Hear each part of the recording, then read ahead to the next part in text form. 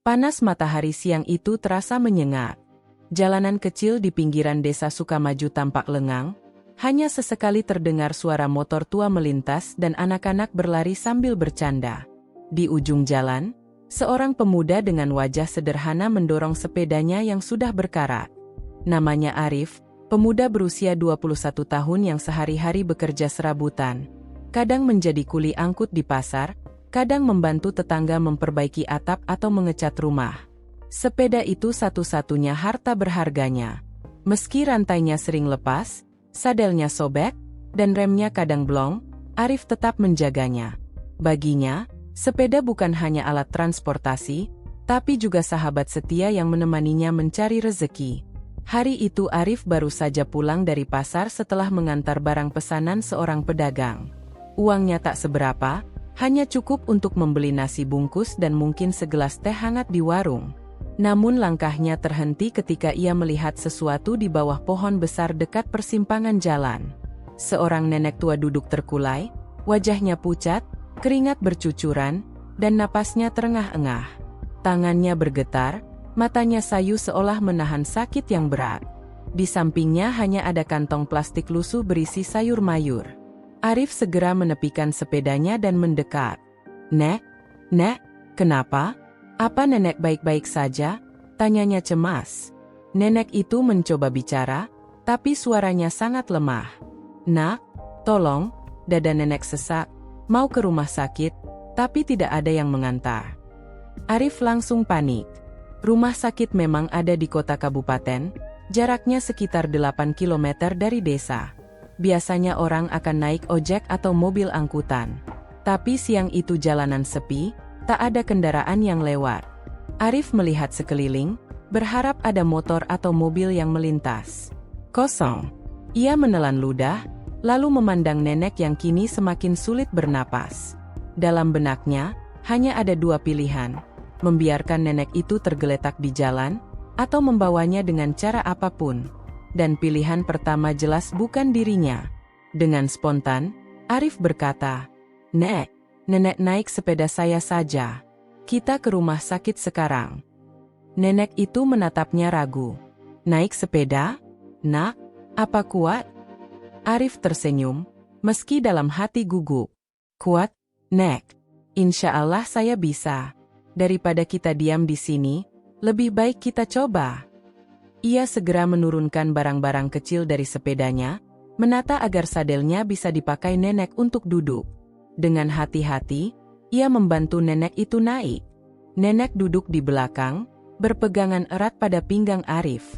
Begitu pedal diinjak, sepeda itu berderit keras, rantainya merengek seolah protes. Jalanan menanjak sedikit, membuat kayuhan terasa berat. Tapi Arif menggertakkan giginya, memaksa kaki terus bergerak. "Nek, tahan ya, kita pasti sampai," ucap Arif sambil terengah. Sepanjang jalan, beberapa orang menoleh heran melihat pemandangan tak biasa. Seorang pemuda mengayuh sepeda butut dengan seorang nenek renta di boncengan, menuju arah kota. Beberapa ada yang tersenyum kagum, ada pula yang berbisik-bisik. Arif tak peduli. Yang penting baginya adalah nyawa nenek itu. Di tengah perjalanan, keringat membanjiri tubuhnya. Kaosnya basah kuyup, nafasnya memburu. Roda sepeda kadang oleng karena beban berat, tapi ia terus memaksa. Sesekali ia menoleh, memastikan nenek itu masih sadar. "Nek, kuat ya? Jangan tidur dulu." "Ya, Nak, terima kasih," jawab nenek lirih. Setelah sekitar 40 menit mengayuh tanpa henti, mereka akhirnya sampai di pintu gerbang rumah sakit kabupaten. Arif hampir roboh saking lelahnya, tapi ia buru-buru turun dan membantu nenek itu masuk ke instalasi gawat darurat. Perawat langsung sigap membawa nenek ke ruang pemeriksaan. Arif berdiri terengah di luar, tubuhnya bergetar, tangan penuh keringat. Sepedanya bersandar lemah di dinding, seperti ikut kehabisan tenaga. Saat itulah, seorang dokter keluar dan menepuk bahunya. "Kamu yang bawa nenek ini?" "Iya, Dok. Saya temukan di jalan, saya bawa naik sepeda." Dokter mengangguk, wajahnya serius. "Kamu menyelamatkan nyawanya. Kalau terlambat sedikit saja, mungkin sudah tidak tertolong." Arif terdiam, hatinya bergetar. Ia tak menyangka keputusan spontan tadi benar-benar membuat perbedaan besar. Namun ia juga penasaran, siapa sebenarnya nenek ini? Mengapa sendirian, tanpa keluarga yang mendampinginya? Pertanyaan itu akan segera terjawab. Tapi ternyata jawaban yang muncul jauh lebih mengejutkan dari yang ia bayangkan. Suasana rumah sakit kabupaten sore itu terasa hiruk-pikuk. Pasien datang silih berganti, suara langkah perawat terdengar cepat, dan aroma obat-obatan bercampur dengan bau cairan pembersih. Di lorong menuju ruang gawat darurat, Arif masih berdiri dengan wajah penuh cemas. Bajunya masih basah oleh keringat, rambutnya berantakan, dan kakinya terasa gemetar akibat kayuhan panjang yang barusan ia tempuh. Namun pikirannya hanya tertuju pada nenek renta yang baru saja ia antar masuk. Semoga beliau baik-baik saja, gumamnya lirih. Tak lama kemudian, seorang perawat keluar. Mas yang tadi bawa pasiennya? Ya, Bu. Bagaimana kondisinya? Tanya Arif cepat. Sekarang sudah ditangani dokter. Beliau mengalami serangan jantung ringan, tapi untung segera dibawa kemari. Kalau terlambat sedikit, mungkin sudah. Perawat itu tak melanjutkan kalimatnya, hanya tersenyum menenangkan. Arif menghela napas lega, meski rasa khawatir masih menempel. Beberapa menit kemudian, ia diizinkan masuk ke ruang rawat. Di sana, nenek itu sudah berbaring dengan selang infus terpasang di tangannya. Wajahnya tampak lebih tenang, meski tubuhnya masih lemah. Begitu melihat Arif, senyumnya merekah tipis. Nak, terima kasih. Kalau bukan karena kamu, mungkin nenek sudah tidak ada. Arif menggeleng cepat. Jangan bilang begitu, Nek. Saya hanya kebetulan lewat. Semua sudah kehendak Allah. Nenek itu menatapnya lama, seolah mencoba mengingat-ingat wajah Arif. Kamu baik sekali, Nak.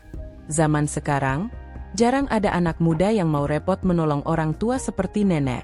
Bahkan sampai mengayuh sepeda sejauh itu. Arif hanya tersenyum malu. Ia tak terbiasa dipuji. Dalam hatinya, ia memang merasa semua itu sudah seharusnya dilakukan. Jika ada orang kesusahan, apalagi orang tua, tentu wajib dibantu. Tak lama kemudian, dokter masuk ke ruangan. Bagaimana, Bu?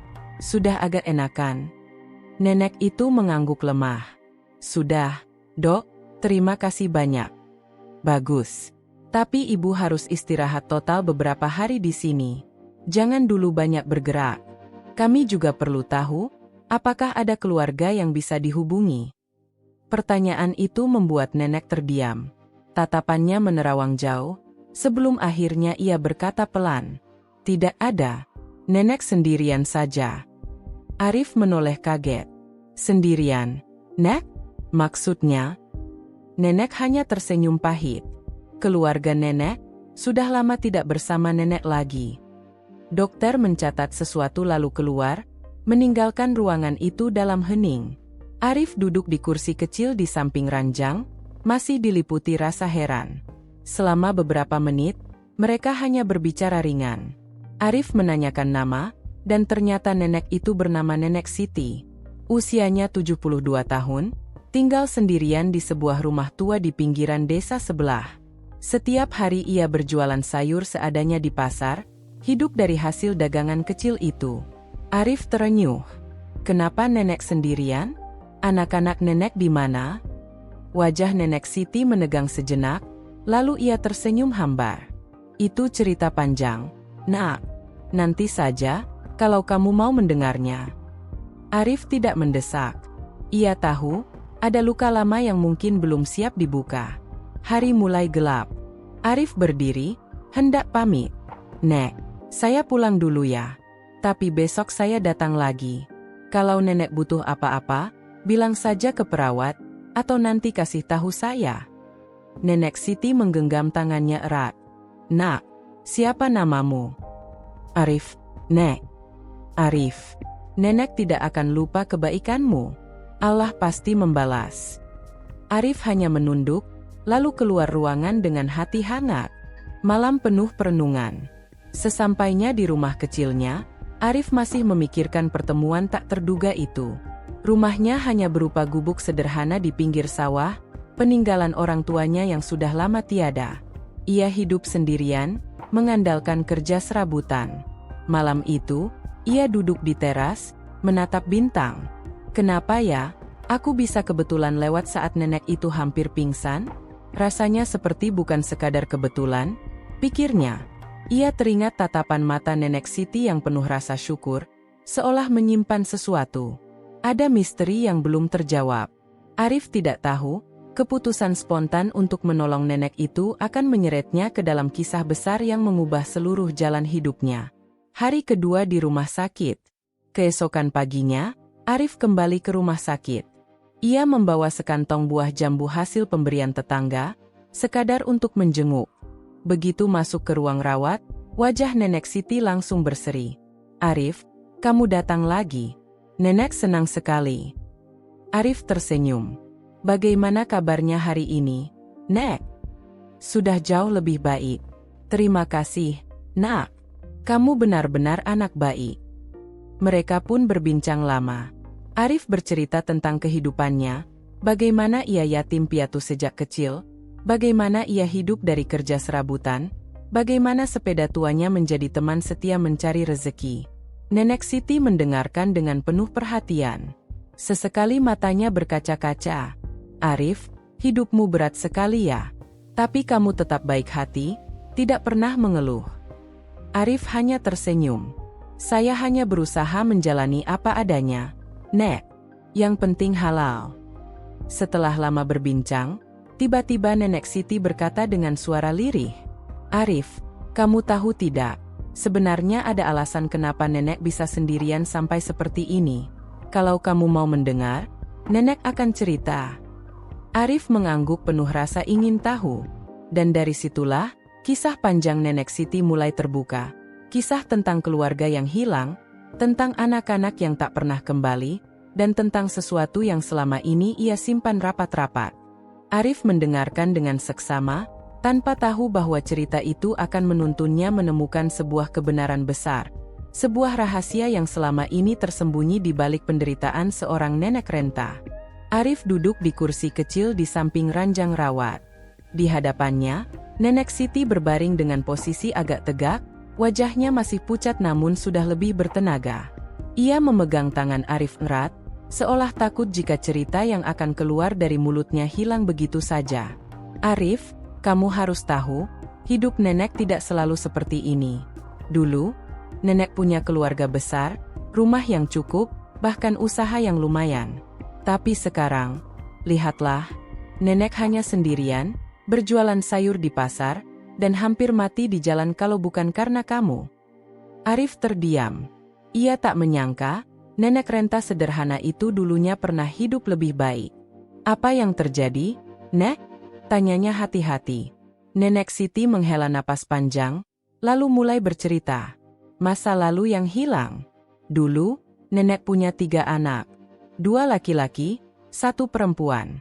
Ayah mereka, kakekmu, maksud nenek, suami nenek, meninggal saat anak-anak masih kecil. Jadi neneklah yang membesarkan mereka seorang diri. Alhamdulillah, meski susah, mereka semua bisa sekolah, bahkan sampai kuliah. Anak pertama, namanya Farid. Dia anak yang pintar sekali, Arif. Waktu SMA saja sudah sering ikut lomba matematika. Setelah kuliah, dia jadi insinyur di kota. Anak kedua, namanya Fadil. Karakternya agak keras, tapi hatinya baik. Dia memilih masuk tentara. Sampai sekarang pun, entah di mana dia bertugas. Dan anak bungsu, Sari. Sari ini anak perempuan satu-satunya. Cantik, pintar, dan sangat manja sama nenek.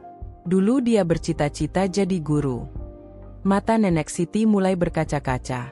Tapi, Nak, entah kenapa, setelah mereka dewasa, satu persatu menjauh. Farid sibuk dengan pekerjaannya di kota, jarang sekali pulang. Fadil pun sama, tugas militernya membuatnya jarang memberi kabar. Dan Say. Arif memperhatikan perubahan wajah nenek itu. Ada rasa perih yang dalam setiap kali nama itu disebut. Kenapa dengan Sari? Nek? Dia menikah muda. Katanya dengan lelaki yang mapan, usahawan. Waktu itu nenek bahagia, karena pikir nenek dia akan hidup sejahtera. Tapi setelah menikah, Sari seperti hilang. Nomornya tidak bisa dihubungi, alamatnya tidak jelas. Nenek hanya bisa berharap dia baik-baik saja. Nenek Siti menunduk, air matanya jatuh. Bayangkan, nak, nenek membesarkan mereka dengan susah payah, tapi ketika nenek tua, sakit-sakitan, tak satu pun ada di sisi nenek. Tidak ada yang menjenguk, tidak ada yang peduli. Seolah-olah nenek ini sudah tidak ada artinya. Arif tercekat. Ia bisa merasakan kepedihan itu. Sebagai anak yatim, ia tahu rasanya kehilangan keluarga, tapi bagi nenek Siti, yang masih punya anak namun ditinggalkan, tentu lebih menyakitkan. Janji yang tersisa. Nek, suara Arif bergetar, jangan sedih. Mungkin mereka belum bisa pulang, atau ada halangan. Saya yakin, anak-anak nenek masih sayang sama nenek. Nenek tersenyum getir. Ah, nak, entahlah. Nenek sudah terlalu lama menunggu. Tapi Allah masih sayang sama nenek.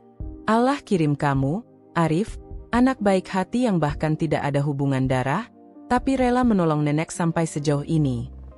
Arif terdiam. Hatinya hangat sekaligus sedih.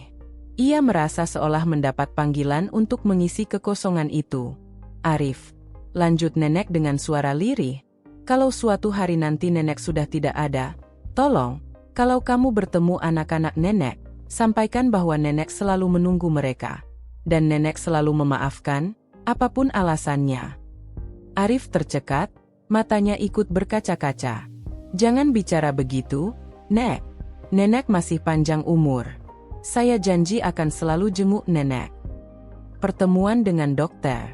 Saat percakapan itu usai, pintu ruangan terbuka. Dokter masuk sambil membawa berkas. Bagaimana kabarnya hari ini, Bu Siti? Sudah lumayan, Dok, jawab nenek lemah. Dokter tersenyum. Syukurlah. Tapi Bu Siti harus dirawat beberapa hari lagi. Kami juga perlu tahu, siapa yang akan menjadi penanggung jawab biaya perawatan? Pertanyaan itu membuat suasana hening. Arif menoleh ke nenek Siti, yang hanya tertunduk. Dok, kalau untuk biaya, apakah tidak bisa ditanggung BPJS? Tanya Arif. BPJS bisa, kalau beliau masih aktif. Tapi dari data, kartu beliau sudah lama tidak digunakan. Arif menelan ludah. Ia sendiri bukan orang berada. Uang di kantongnya bahkan tak cukup untuk menebus obat. Namun ia tidak tega melihat wajah nenek Siti yang semakin cemas. Dok, kalau boleh, biaya sementara saya yang tanggung dulu. Saya akan usahakan, ucap Arif mantap, meski dalam hati bingung harus dapat uang dari mana. Dokter mengangguk. Baik, kalau begitu, kami buatkan administrasinya. Begitu dokter keluar, nenek Siti menatap Arif dengan mata berkaca. Nak, kenapa kamu repot-repot? Kamu sendiri hidup susah. Arif tersenyum kecil. Tidak apa, Nek. Saya yakin Allah akan memberi jalan. Perjuangan baru. Sejak hari itu, Arif hampir setiap hari datang ke rumah sakit. Pagi-pagi ia mencari pekerjaan serabutan, mengangkut beras di pasar, membantu orang mencangkul sawah, atau menjadi kuli bangunan harian. Uang yang didapat langsung ia sisihkan untuk membayar kebutuhan nenek Siti. Perawat-perawat di rumah sakit sampai terheran-heran. Anak muda itu siapa sebenarnya? Kok rajin sekali menjenguk, padahal bukan keluarganya. Katanya cuma kebetulan ketemu di jalan. Tapi lihat, dia rela kerja apa saja demi si nenek. Jarang sekali ada pemuda seperti itu sekarang. Arif tak peduli apa kata orang. Ia hanya tahu satu hal, ada orang tua yang butuh pertolongannya, dan ia tidak boleh berpaling. Tanda-tanda misteri. Suatu sore, ketika Arif datang membawa bubur ayam untuk nenek Siti, ia melihat ada seorang lelaki paruh baya berdiri di depan ruang rawat. Lelaki itu berpakaian rapi, memakai jas, dan tampak memperhatikan dari jauh. Begitu Arif mendekat, lelaki itu buru-buru berbalik dan pergi. Arif mengernyit. Siapa dia? Kenapa melihat nenek, tapi tidak masuk? Ia sempat ingin mengejar, tapi urung. Ia lebih memilih menemani nenek Siti makan. Namun sejak hari itu, Arif mulai merasa ada sesuatu yang disembunyikan. Seolah masa lalu nenek Siti belum sepenuhnya ia ketahui. Lelaki misterius itu bisa jadi bagian dari puzzle besar yang selama ini belum terungkap. Malam penuh pertanyaan. Malam itu, di rumah kecilnya, Arif tak bisa tidur. Bayangan wajah nenek Siti, cerita tentang anak-anaknya, dan kemunculan lelaki misterius itu membuat pikirannya berputar. Apakah mungkin itu salah satu anaknya? Atau mungkin kerabat?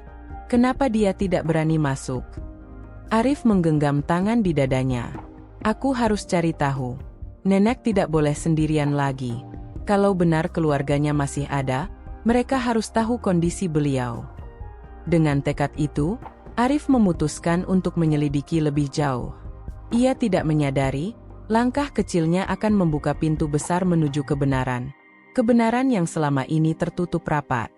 Dan saat pintu itu terbuka, hidup Arif sendiri juga akan berubah selamanya. Hari itu, langit kota kabupaten mendung sejak pagi. Arif datang ke rumah sakit lebih awal dari biasanya. Ia membawa tas kain berisi beberapa buah pisang dari tetangganya yang dermawan. Begitu masuk ke ruang rawat, ia mendapati nenek Siti sedang duduk bersandar sambil membaca doa dengan lirih. "Nek, sudah lebih baik?" tanya Arif sambil meletakkan tas di meja. "Alhamdulillah, Nak. Berkat kamu yang selalu menjenguk, hati nenek jadi tenang," jawab nenek dengan senyum tipis. Namun di balik senyum itu, Arif masih melihat ada bayang-bayang duka. Ia teringat lelaki misterius yang sempat ia lihat kemarin. Pikirannya masih penasaran. Percakapan tertunda. "Nek," Arif memberanikan diri bertanya, "kemarin ada seorang lelaki di depan ruang rawat. Dia melihat nenek cukup lama, tapi tidak masuk. Nenek kenal siapa dia?" Wajah nenek Siti seketika berubah. Matanya membesar, lalu menunduk. Lelaki itu, tinggi, berjas rapi. "Iya, Nek. Wajahnya agak mirip dengan nenek, kalau saya boleh bilang." Nenek menghela napas panjang, matanya basah. Itu Farid, anak pertama nenek." Arif terkejut. "Farid? Jadi benar dia masih ada di kota ini?" "Ya. Tapi, dia sudah lama sekali tidak mau menemui nenek. Entah kenapa. Padahal dulu dia anak yang paling rajin, paling perhatian. Tapi sejak bekerja di perusahaan besar, sikapnya berubah. Dia malu pada keadaan nenek yang miskin." Suara nenek bergetar, lalu air matanya jatuh. Nenek beberapa kali coba menemui dia di kantornya, tapi selalu ditolak satpam. Katanya, Pak Farid sedang rapat, tidak bisa diganggu. Lama-lama nenek berhenti mencoba, tapi hati ini tetap menunggu. Arif merasakan dadanya sesak. Ia tidak habis pikir bagaimana seorang anak bisa menolak ibunya sendiri. "Nek, kalau memang itu Farid, saya akan coba bicara dengannya. Tidak pantas seorang anak melupakan ibunya." Nenek menggenggam tangan Arif erat. "Jangan, Nak, jangan bikin dia marah. Nenek tidak ingin menyusahkanmu." Namun di hati Arif, tekadnya sudah bulat. Mencari jejak Farid. Sore itu, selepas membantu nenek makan, Arif keluar rumah sakit dan langsung menuju pusat kota. Ia berbekal informasi dari seorang perawat yang kebetulan mengenal nama Farid. Katanya, Farid bekerja di sebuah perusahaan konstruksi besar sebagai kepala cabang. Gedung perusahaannya menjulang megah, kontras dengan kehidupan Arif yang serba sederhana. Arif berdiri di depan lobi dengan baju lusuh dan sepeda tuanya terparkir di tepi jalan. Orang-orang berjas lewat begitu saja tanpa menoleh. Arif memberanikan diri masuk. Satpam langsung menghadang. "Mau kemana, Dik?" "Saya mau bertemu Pak Farid." "Punya janji?" "Tidak, tapi saya harus menyampaikan hal penting. Ini tentang ibunya." Satpam itu menatap curiga. Banyak orang ngaku-ngaku keluarga. "Pak Farid sibuk. Tidak bisa sembarangan ditemui." Arif bersikeras. "Tolonglah, Pak. Saya tidak bohong. Ibunya sedang dirawat di rumah sakit. Keadaannya butuh perhatian. Kalau saya tidak bicara langsung, mungkin tidak akan tersampaikan. Setelah lama berdebat, akhirnya Satpam mengalah. Ia menelpon ke atas, lalu mengizinkan Arif menunggu. Pertemuan yang menegangkan. Tak lama, pintu lift terbuka. Seorang lelaki parubaya dengan jas mahal melangkah keluar. Wajahnya tegas, berkacamata, dengan tatapan tajam. Itulah Farid. Siapa yang cari saya? Tanyanya dingin. Saya, Pak, jawab Arif sambil maju. Nama saya Arif. Saya ingin bicara tentang ibu Anda, Bu Siti. Farid menegang sejenak. Ibu? Ya. Beliau sekarang sedang sakit di rumah sakit kabupaten. Kalau tidak saya bawa kemarin, mungkin sudah tidak tertolong. Saya kira Anda perlu tahu. Namun bukannya terkejut atau bersyukur, wajah Farid justru mengeras. Kamu siapa berani-beraninya mencampuri urusan keluarga saya? Saya hanya kebetulan menolong, Pak. Tidak ada maksud lain. Tapi saya heran, kenapa Anda tidak pernah menjenguk beliau? Farid mendengus, lalu tertawa sinis. Kamu tidak tahu apa-apa. Hidup saya sudah berbeda. Saya punya reputasi, posisi, harga diri. Kalau orang tahu ibu saya tinggal di rumah reot dan berjualan sayur, apa kata dunia? Arif terdiam, darahnya mendidih. Ia tak menyangka ada anak yang tega berbicara begitu. Pak, beliau membesarkan Anda dengan susah payah. Apakah itu tidak berarti apa-apa? Bahkan ketika sakit pun, beliau masih menunggu Anda. Farid mendekat, menatap Arif tajam. Kamu jangan ikut campur. Urus saja hidupmu sendiri. Jangan ganggu saya lagi. Dengan langkah cepat, Farid meninggalkan lobi, masuk ke lift, dan menghilang. Arif berdiri terpaku. Hatinya campur aduk, marah, kecewa, sekaligus sedih. Namun tekadnya tidak surut. Ia bersumpah tidak akan membiarkan Nenek Siti merasakan sakit hati lebih dalam lagi. Kabar dari rumah sakit. Ketika Arif kembali ke rumah sakit malam itu, ia mendapati ruangan Nenek Siti penuh dengan beberapa orang. Rupanya, kabar tentang kondisi beliau sudah menyebar. Ada tetangga pasar yang menjenguk, bahkan beberapa ibu-ibu yang biasa membeli sayurnya datang membawa buah tangan. Nenek Siti tersenyum bahagia. Lihat, Arif, meski anak-anak jauh, Allah masih kirim orang-orang baik. Arif ikut tersenyum, tapi di hatinya masih terbayang wajah Farid yang dingin dan angkuh. Misteri baru, surat lama. Keesokan harinya, ketika Arif sedang merapikan barang-barang kecil di meja samping ranjang, ia menemukan sebuah amplop lusuh di bawah bantal. Nek, ini apa? Oh, itu surat lama, Nak. Dari Fadil, anak kedua nenek. Sudah bertahun-tahun lalu, waktu dia masih di markas militer. Setelah itu, tidak ada kabar lagi. Entah dia masih hidup atau... Nenek tak sanggup melanjutkan kalimatnya. Air matanya kembali jatuh. Arif membuka amplop itu. Tulisan tangan Fadil masih jelas. Ibu, doakan Fadil selalu kuat. Jika suatu hari Fadil tidak bisa pulang, jangan bersedih. Fadil selalu mencintai ibu, meski dari jauh. Arif menggenggam surat itu erat. Ia merasa harus mencari keberadaan Fadil. Mungkin hanya dia yang masih bisa memberikan harapan bagi Nenek Siti. Tekad yang menguat. Malam itu, Arif pulang dengan pikiran penuh. Ia merasa semakin dalam terikat pada perjalanan hidup Nenek Siti. Seolah Allah mempertemukannya bukan tanpa alasan. Kalau Farid menolak, aku masih bisa mencari Fadil, atau Sari. Nenek tidak boleh mati dengan hati kosong. Ia menatap sepeda tuanya yang bersandar di dinding gubuk. Kau dan aku, sepeda, kita sudah mengantarkan beliau sekali. Kita akan terus berjuang bersama. Di luar, hujan mulai turun deras. Namun hati Arif justru semakin membara. Ia tahu, perjalanan berikutnya akan lebih sulit. Tapi ia tidak akan mundur. Karena ia merasa, di balik semua ini, ada sesuatu yang besar sedang menantinya. Hari-hari berlalu sejak kejadian yang membuat hidup Bayu berubah total. Sejak ia membawa nenek tua itu ke rumah sakit dengan sepedanya yang sudah butut, hidupnya tak lagi sama. Kabar tentang aksi Bayu menyebar luas. Awalnya hanya menjadi cerita kecil dari mulut ke mulut di desa. Lalu, seseorang mengunggah fotonya di media sosial, memperlihatkan Bayu yang dengan penuh peluh mengayuh sepeda sambil menopang tubuh sang nenek. Foto itu viral. Ribuan orang tersentuh melihat perjuangan seorang pemuda miskin yang rela mengorbankan tenaga demi menolong orang tua yang bukan siapa-siapa. Banyak orang yang datang ke rumah Bayu. Ada yang membawa sembako, ada pula yang memberi sumbangan uang. Namun, Bayu tetap rendah hati. Ia menolak dijadikan pusat perhatian. "Semua yang saya lakukan bukan untuk dipuji," ucapnya lirih saat seorang wartawan mewawancarainya. "Saya hanya tidak tega melihat seorang nenek kesakitan. Kalau saya diam saja, mungkin hidup saya akan dihantui rasa bersalah selamanya." Di sisi lain, nenek yang ditolong Bayu ternyata bukan orang sembarangan. Namanya Nenek Ratna.